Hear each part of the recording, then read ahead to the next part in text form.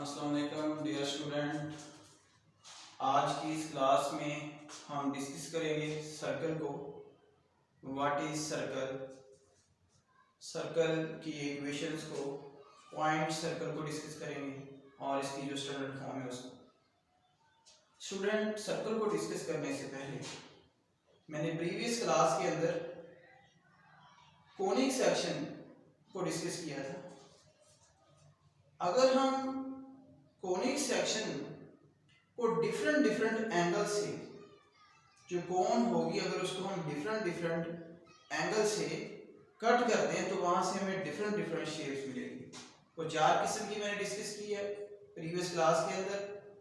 उसमें circle, ellipse, parabola, hyperbola. और ये किस तरह, ये मैंने प्रीवियस क्लास में आपको बता चुका हूँ। अब जो हमने सर्कल को डिस्कस करना है, तो सर्कल को डिस्कस करने से पहले कोन को डिस्कस करेंगे। कोन में मैंने कुछ एंगल्स को कट करना है। उन एंगल्स को कट करने से जो हमें शेप मिलेगा, वहां से हमें सर्कल को डिजाइन करना है, यानी कि वहां से हमने सर्कल को निकालना है। तो कैसे निकालेंगे? अगर हम किसी भी प्लेन को कोन के परपेंडिकुलर लेते हैं, और किसी भी प्लेन, जो भी हमारे पास कोई प्लेन होगी, अगर उस प्लेन को कोन के परपेंडिकुलर लेते हैं, कोन के परपेंडिकुलर, ये भी मैं आपको यहाँ पर समझाता हूँ किस तरह हमने कोन के परपेंडिकुलर लेना है। कोन के परपेंडिकुलर के एक्सिस जब हम जाएंगे, वहां से हमें एक शेप मिलेगी, वो हमें सर्कल जैसी नजर आएगी, यानी कि वो बनता हुआ सर्कल नजर आएगा। मतलब ये कि कोन के एक्सिस और प्लेन के एक्सिस के बीच 90 का एक एंगल बनेगा। तो उस कंडीशन पर जो शेप बनेगी वो बनेगी सर्कल। ठीक है, अब वो कैसे बनेगी?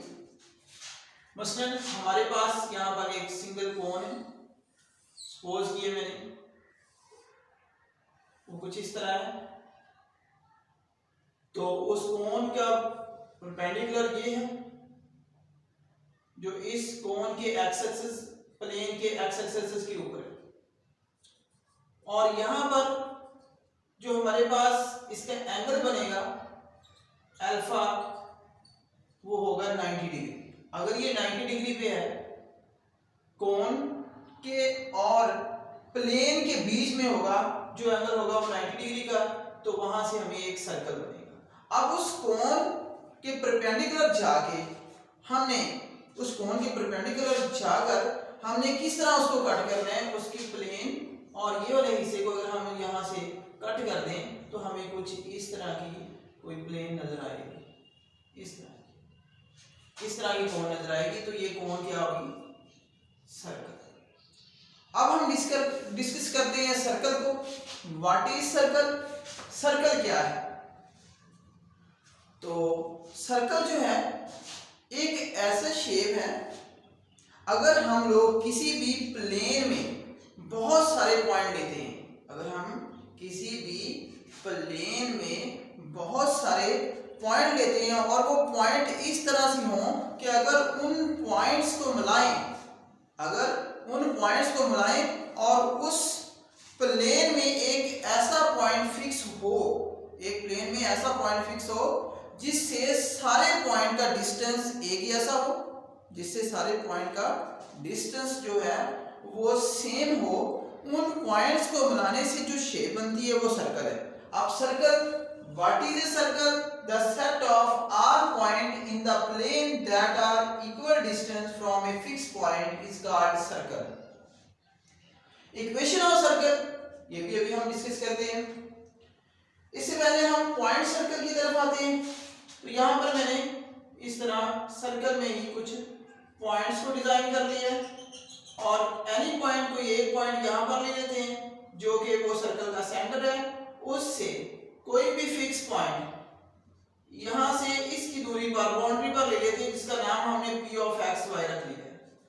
और सेंटर से यहां तक जो है, ये जो C से P तक का जो डिस्टेंस है वो हमारे पास क्या है r, ठीक है। और यहाँ पर जो पॉइंट है हम सपोज कर लेते हैं h एंड k, और ये अगर x एक्सिस के कोऑर्डिनेट है x y के, तो यहाँ पर जो है इसको समझाने के लिए ये हमारे पास y एक्सिस के कोऑर्डिनेट पॉइंट k है, x एक्सिस के कोऑर्डिनेट पॉइंट हमारे पास क्या है h। तो यहाँ का जो डिस्टेंस होगा वो होगा cp, ये मैंने लिखा हुआ है। Let c hk and radius r be the center of the circle and the radius of the circle respectively. Let the point p of xy be any point on the circle. इस circle के ऊपर हमने एक point लिया है जिसका नाम हमने p रख लिया है, जिसके पॉइंट क्या है p of xy be any point of the circle.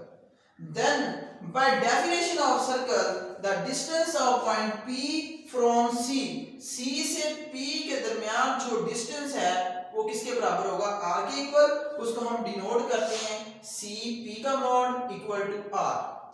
तो आप लोगों ने छोटी क्लासों के अंदर distance formula between two point पढ़ा हुआ है, वो कुछ इस तरह था कि x2 माइनस x1 का square plus y2 minus y1 का स्क्वायर और इसका रूट इक्वल टू r। अब हमारे पास ये जो h और k है ये हमारे पास x1 y1 है और ये जो पॉइंट x2 y2 है। अगर हम x की जगह x2 की जगह x लिख दें और x1 की जगह h लिख दें तो ये कुछ इस तरह आ जाएगी हमारे पास इक्वेशन x माइनस h का square plus y minus k का square whole square is equal to r। On both side अगर हम इसका स्क्वायर ले लें तो यहाँ से x माइनस h का square plus y minus k का square is equal to r का स्क्वायर आ जाएगा। ये हमारे पास इक्वेशन ऑफ सर्कल की एक स्टैंडर्ड फॉर्म है।